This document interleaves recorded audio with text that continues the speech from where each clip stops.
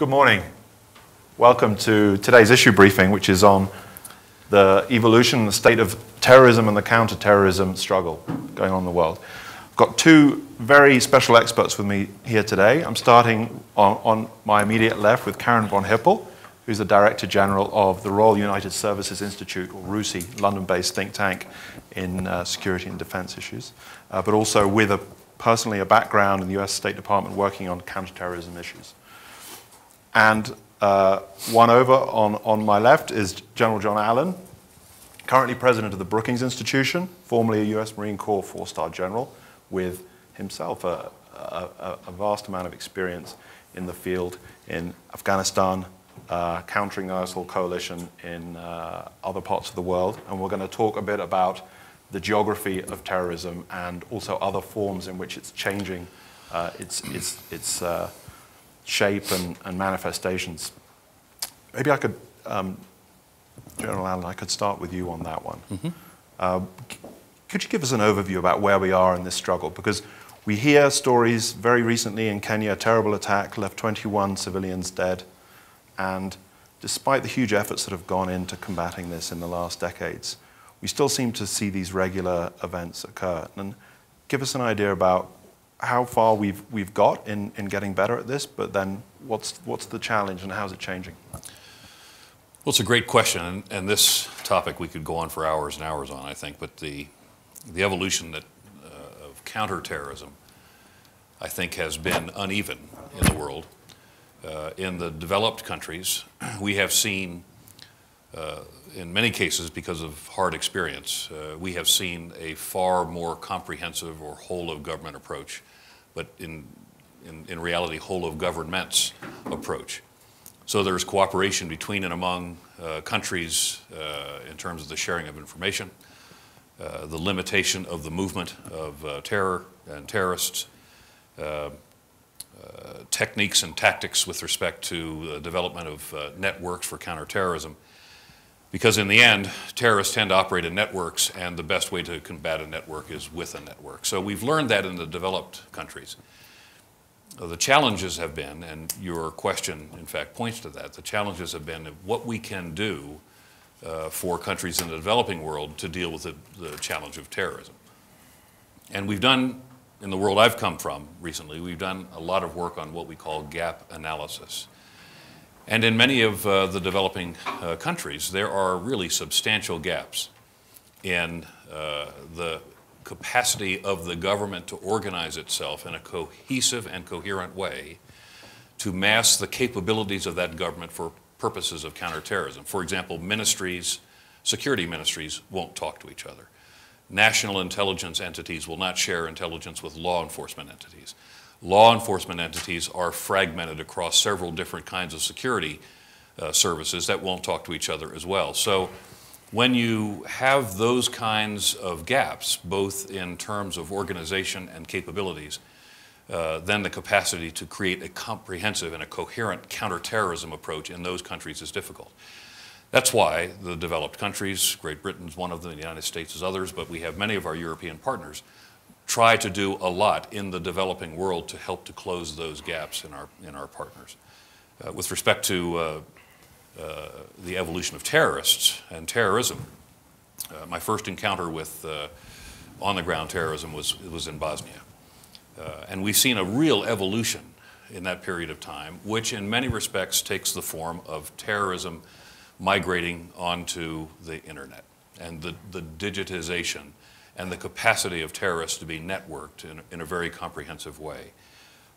So as they find themselves capable of global connectivity, supported often by encrypted applications, the capacity to plan globally, to move regionally, and to attack locally, and do it all, as former FBI Director Comey called it, in the dark, in other words, in an encrypted manner, which makes it very difficult for our intelligence services to anticipate their movements and even anticipate their attacks. That's given them capabilities that, again, my experience on the ground in Bosnia with Al-Qaeda in Iraq, the Taliban in Afghanistan, and ISIL, I saw a very significant evolution in their capabilities, and much of that was because they had moved into a digital sphere. And the final thing I'll say before I surrender the floor is that we've also seen the capacity for the recruitment and the movement of foreign terrorist fighters, foreign fighters. There were a few we encountered on the ground in Bosnia. There were many more in Iraq, many more than that in Afghanistan, but it was a phenomenal move. The enormity of the foreign terrorist movement from 100 countries to Syria and to Iraq to fight on behalf of the caliphate. That was something we had not seen before. So we're going to see an evolution still into the internet, into the digital space, and that's going to continue in terms of sophistication and lethality and network capacity. And we should anticipate, as these groups continue to evolve, greater capacity, because they are now globally networked, to recruit globally from the local jihadist movements. Thank you very much, Karin. I think that issue of the migration to the internet and what some people have called a virtual caliphate as territory is lost is something that Ruzi's looked at very closely. Would you like to add? Yeah. Yeah, well, thank you. Thank you for inviting me, and it's a pleasure always to be with my former boss on this platform. Certainly, many of these groups have migrated more fully into the cloud, as General Allen was saying, and they use many platforms and they use encrypted technologies, and it's very hard to keep up with where they're going and how they're working. You know, we do a lot of research at my think tank on online radicalization, and it's just evolving so fast because technology and innovation are moving so quickly that it's very hard for others to keep up. But I think what also strikes me as interesting is one of the big debates between Al-Qaeda and ISIL early on was whether or not to have a physical caliphate. And when ISIL decided to set up this caliphate, so-called caliphate in Iraq and Syria, that was one of the causes of the splinter. And what I wonder now is going forward if some of these groups may say, you know, if there's going to be a debate internally between people saying, well, establishing a physical caliphate was a mistake and we shouldn't have done it, or another group will say, well, actually, it wasn't a mistake, we just didn't do it in the right way. And so I'm not entirely sure that while most of the territory has been defeated in Syria and Iraq, if that will be the end of the attempts to establish a physical caliphate. But at the same time, they will continue to roam around the cloud, dark web, the regular web, because they're so fast and they're so lean, and there's so many different groups in so many different countries using so many different technologies, and that's what makes it extremely difficult for law enforcement authorities, but as well as, you know, community leaders and others to try to counter this threat. Can I add to that? Terrorists typically either choose soft targets, that goes to the issue of the gaps that create soft targets, or terrorists want to use asymmetric opportunity. And as Karin has, I think, very well put out, explained, the cyber domain today is an area where relatively few numbers of terrorists operating successfully in the cyber environment have outsized capabilities to interfere with sophisticated societies that rely on the cyber environment for commerce, for their economic and financial economies, et cetera. So it is a natural evolution for them to attack our strengths through the weakness of our cyber environment. So it's something we should expect, and we have to begin to defend more comprehensively against that. Thank you. Just, we're going to open up for questions in a few minutes, but first I wanted to ask General Allen, we're hearing reports about a US withdrawal from Syria and perhaps the region in a wider, longer-term sense. Mm-hmm. Could you give us your thoughts on how you would expect that to affect the situation and the change in the threat? Sure. Well, first, the proposition that has been put out by the American officials that the Islamic State is defeated it's just false. The Islamic State still exists in very lethal pockets in northeast Syria, which is the area you're talking about, but there are still pockets of the Islamic State in Iraq. But the Islamic State, the masterful move by Abu Bakr al-Baghdadi to declare a caliphate, first time a rallying capacity for that jihadi movement that we had not seen before, and it has taken on really three forms. The physical jihadi state, of the caliphate in Iraq and Syria, what we call the provincial ISIL, which is manifested in local movements around the world, networked electronically, digitally. And then finally, the idea of the digital caliphate, which exists on the internet. In northeast Syria, what we have seen is a major degradation of the physical state of ISIS. But it came from the American presence and the Allied presence in northeast Syria, training as many as 60,000 Syrian Democratic Forces, many of them Kurds, but Arabs and other elements as well. And frankly, within Syria, it carved out a relatively successful military operation against the Islamic State. It recovered Raqqa, it's recovered Deir ez-Zor, they're still clearing up some pockets. But it's an area where the Kurds, supported by the United States, accomplished a great deal to create an area where, with stabilization, we could find a relatively peaceful environment in northeast Syria. By our completely uncoordinated, unannounced, and then sprung decision, if we do in fact pull out on a 30-day timeline, there are a whole series of issues that we're going to have to deal with. One is that we leave the Kurds in a very difficult situation. They're going to have to deal without our help on any reflash of Daesh which could occur, Daesh being an Islamic State in northeast Syria. Reflash, like a resurgence of... Absolutely. Sort of, yeah. Look, this organization can fight as individual suicide bombers all the way up to conventional main force units. And we've seen them slip back and forth across that scale based on the pressure that is exerted against them. So we can see a reflash, and our capacity to support could be quite diminished. It also, I think, creates an open flank for Iraq, which has just gone through enormous efforts to clear northwest Iraq of Daesh, and the horrific fighting in Mosul, I think, is still not over in some respects. There are still elements of the Islamic State that are adrift there. In the United States leaving the conflict in Syria, we give up all our leverage.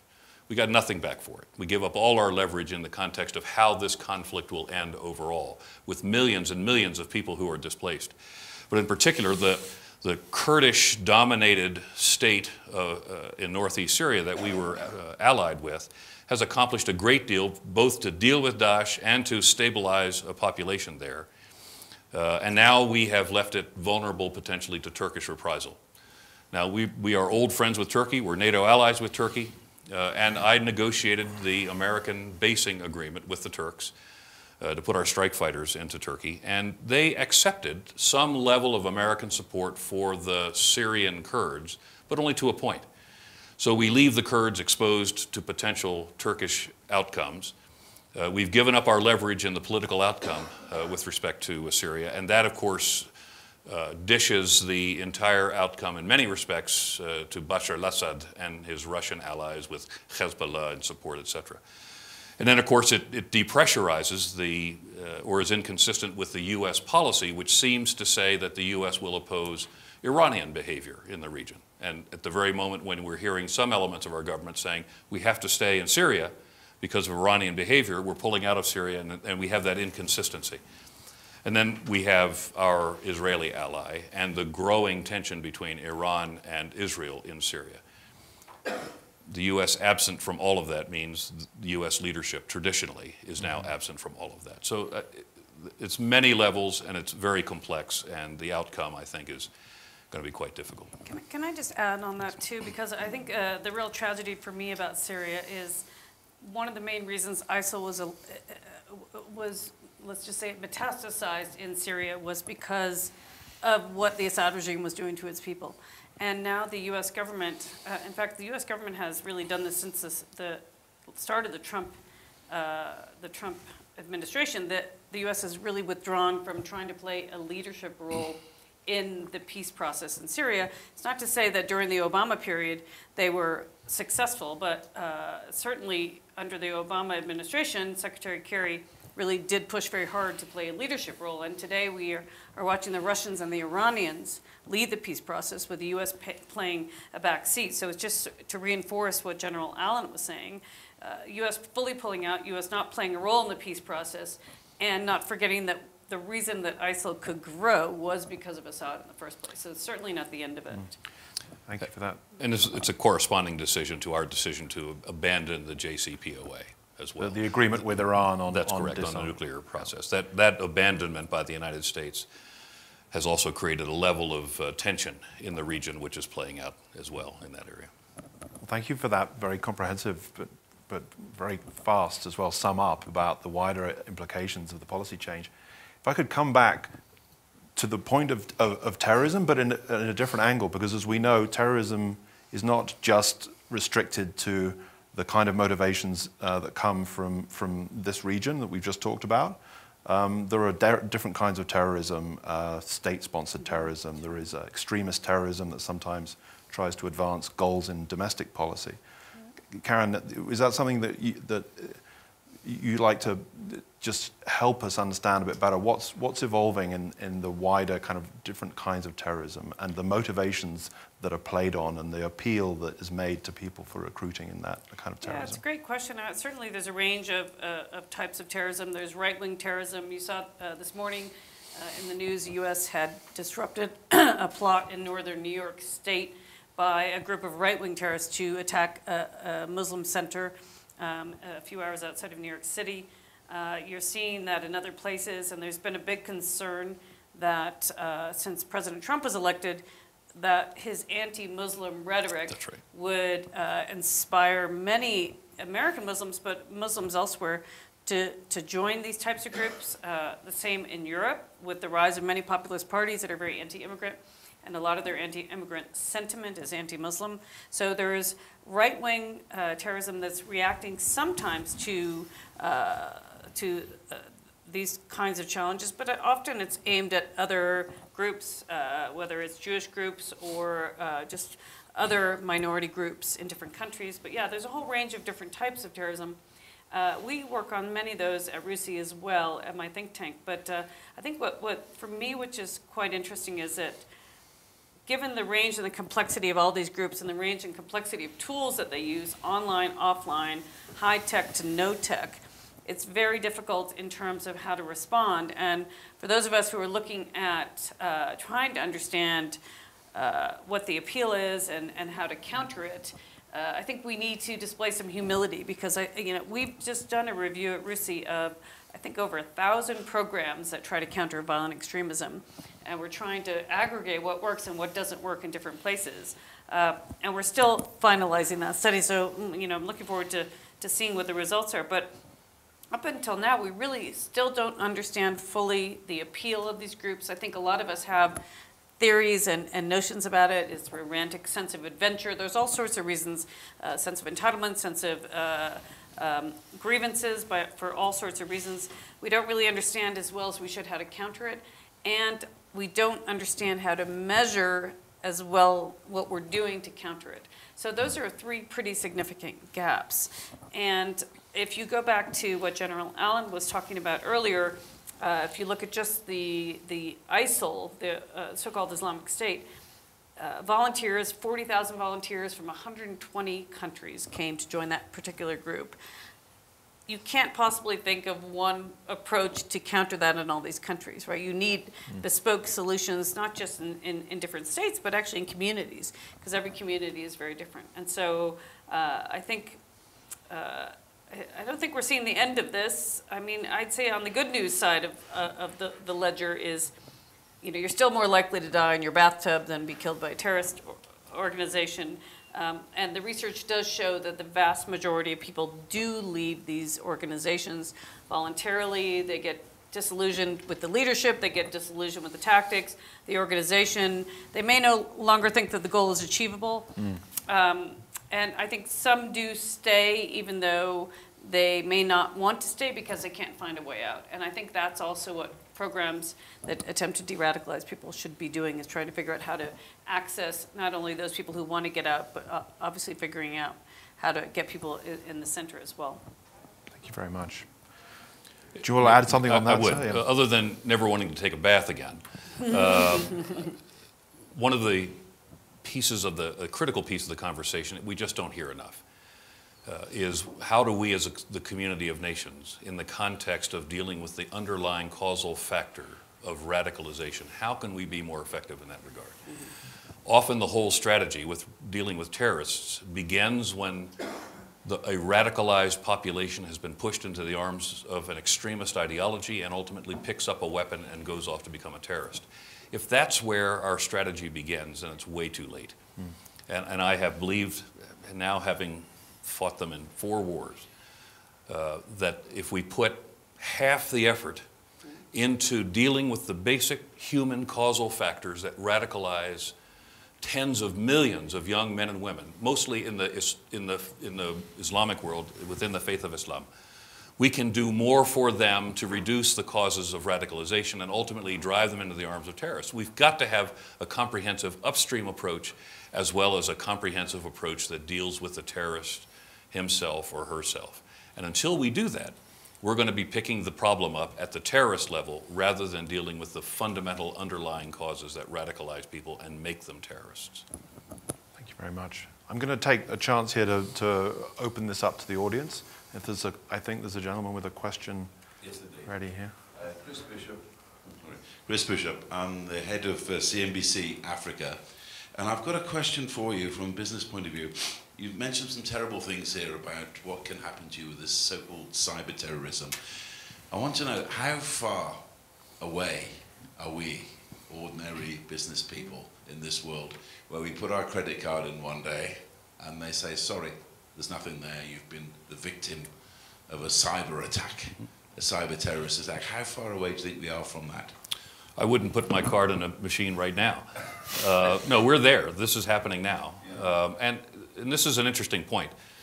In the cyber domain, on any given day, it's difficult sometimes to make the distinction between what is cyber crime, cyber warfare, and cyber terrorism. And it can be the same group doing all 3 things. On a Monday, they're emptying bank accounts in a criminal manner to support, on the Tuesday, their cyber terrorism. And on a Wednesday, they're a surrogate or a proxy force for a state entity and waging cyber operations on the internet against us in some form or another. So those are differences necessarily without distinctions. But we have seen, for example, there's a North Korean cyber entity that emptied out the bank of at least one bank in Bangladesh to the tune of about $80 million some time ago. We have seen the digital caliphate appear in U.S. government unclassified internet systems. So it's just a matter of time. And I think we need, obviously, to spend a great deal of time thinking about the cybersecurity of our financial systems. And there have been some cyber attacks of late that have gone after the financial systems in certain countries. Now, whether that was a terrorist group, a non-state terrorist group, or, and this is another point that we need to talk about, there is an increased symbiosis that is being found between what you would call a traditional cyber or terrorist organization and transnational criminal networks. And the distinctions may be very difficult to find. In fact, they may blur a great deal. And so we have to anticipate that the vulnerabilities that accrue to all of us out of the benefits of the cyber domain are also going to be exploited by transnational criminal networks and terrorist entities operating in the cyber domain. So it's happening now. It's happening now. Yeah, could I just add one point? I mean, I think cyber in many ways is a great equalizer. So you don't need to be a very wealthy country or a wealthy power. You can be an individual and cause so much damage right now. I don't think we've seen it as much on the cyber attack, terrorist groups using cyber as much as we may in the future. The other concern now is, of course, more use of drones. And, you know, if you saw what happened yesterday in the States as well, at Newark Airport was shut for a couple hours, right, for drones. And it's really unclear. I mean, in the UK a few weeks ago when Gatwick was shut down for a while, that's right, people thought it might have been these environmental terrorist groups, right, or, you know, green groups, you can call them whatever you want to do, who really were, but we don't know, actually. And so it's quite interesting how easy it is to disrupt day-to-day living, and the more people who see the success of small efforts, I mean, you know, there are people with DIY drone expertise who can do it on their own, and I think, you know, groups all over the world will adapt and adopt these types of techniques. Thank you. Are there any other questions from the audience? I'd like to come back then to what can we do about this? What can we do about some of these evolutionary trends, the crossover with organized crime networks, the use of these ambiguous kind of tactics like drones, and you can't really attribute to an event, who's behind it, or whether it's somebody testing a method, or whether it's somebody really launching an operation to have an effect. What kind of global architecture or global cooperation, either among governments or public-private, can help us get to a safer place? Well, in some respects, you've answered the question, and that is we have to enhance multilateral cooperation as much as we possibly can. Can we get to a specific example? Because we all agree, I think, on the value of this kind of cooperation. But are there any concrete instances that you've experienced where you've seen this really moving forward? Well, within our intelligence organizations, we do a great deal of cooperation. And we do that cooperation very quietly. And we are also seeing more cooperation between our law enforcement entities as well. But as I said before, while we continue to strengthen the bonds of communications, primarily between North America and Europe and East Asia in many respects, those bonds are nowhere near as strong as they need to be with the Middle East and North Africa and other elements of the developing world. And until we're able to help them to close the many gaps that they've got and to create habits of cooperation and the sharing of information to close both capability gaps and organizational gaps, until we do that, we will find that there are going to be lots of soft targets in those regions where organizations like Al-Shabaab and other jihadi organizations will be able to attract instantaneous global attention far beyond their significance on the ground by attacking a high-profile target that's weak in a country that has no capacity to create a whole-of-government approach and a comprehensive counterterrorism approach.